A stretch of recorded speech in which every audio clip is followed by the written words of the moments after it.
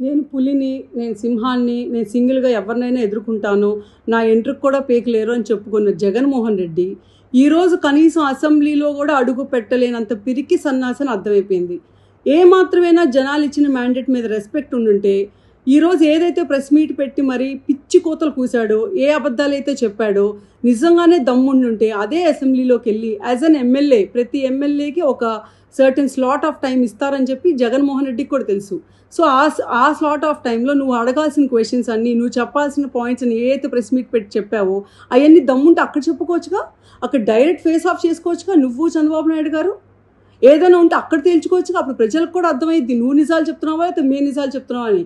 ఈరోజు మేము చెప్పే ప్రతి నిజం ఊరినే నోటి మాటలు, సరదాగా గాల్లో కబుర్లు నువ్వు చెప్తావు చూడు, సొల్లు కబుర్లు అలా చెప్పకుండా ప్రతిదానికి ఒక క్రెడిబిలిటీ ఉండాలి, ఒక ట్రాన్స్పరెన్సీ ఉండాలి అని చెప్పి ఒక వైట్ పేపర్లో రిలీజ్ చేస్తున్నావు. డిపార్ట్మెంట్ వైజ్గా నువ్వెంత దోపిడీ చేశావు, గవర్నమెంట్ రాష్ట్రంలో ఎన్ని గవర్నమెంట్ ఆస్తులు తాకట్టు పెట్టి ఎంత అప్పులు తీసుకొచ్చావు, ఎంతమంది పెన్షన్దారులు పెన్షన్లు ఎగ్గొట్టావు బాండ్ల రూపంలో, ఇవన్నీ నువ్వు ఎన్ని రకాలుగా రాష్ట్రానికి, రాష్ట్ర ప్రజలకి ఎంత అన్యాయం చేసావు అని చెప్పి క్లియర్ కట్గా ఒక వైట్ పేపర్ రిలీజ్ చేస్తున్నావు.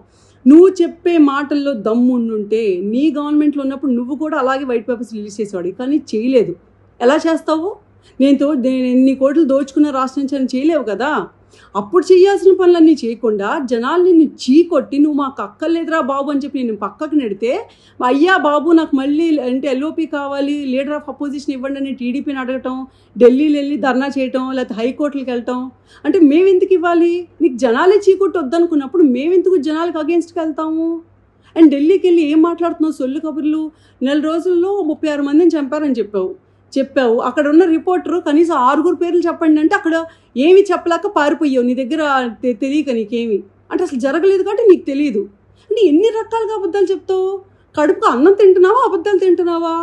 ఏమన్నా అబద్ధాలు ఉంటే నీకు ఇలా టైం పాస్ అవ్వకపోతే ఇంట్లో వెళ్ళి కూర్చో. మీ ఆవిడ ఉంది ఎలాగో సాక్షి పేపర్లో రోజు నిద్రలేస్తే ఆమె అబద్ధాలు రాసిద్ది, నువ్వు మీ ఆవిడ కలిసి కూర్చొని ఒకరికొకరు చెప్పుకోండి ఈ సొల్లు కబుర్లన్నీ. అంతేగాని ప్రజల్ని మోసం చేయడానికి, మళ్ళీ ప్రజల్ని మభ్య పెట్టడానికి అని కన్ఫ్యూజ్ చేసి నువ్వేదో పెద్ద పత్తిలాగా సొద్దుపూసలాగా సొల్లు కబుర్లు చెప్పడానికి మాత్రం ఇంకోసారి ప్రెస్ ముందుకు రా మాకు. Thank you.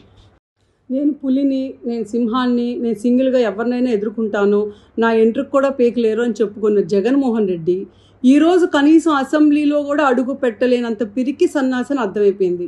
ఏ మాత్రమైనా జనాలు ఇచ్చిన మ్యాండేట్ మీద రెస్పెక్ట్ ఉండుంటే, ఈరోజు ఏదైతే ప్రెస్ మీట్ పెట్టి మరి పిచ్చి కూతలు కూశాడో, ఏ అబద్ధాలైతే చెప్పాడో, నిజంగానే దమ్ముండుంటే అదే అసెంబ్లీలోకి వెళ్ళి యాజ్ అన్ ఎమ్మెల్యే, ప్రతి ఎమ్మెల్యేకి ఒక సర్టెన్ స్లాట్ ఆఫ్ టైం ఇస్తారని చెప్పి జగన్మోహన్ రెడ్డికి కూడా తెలుసు.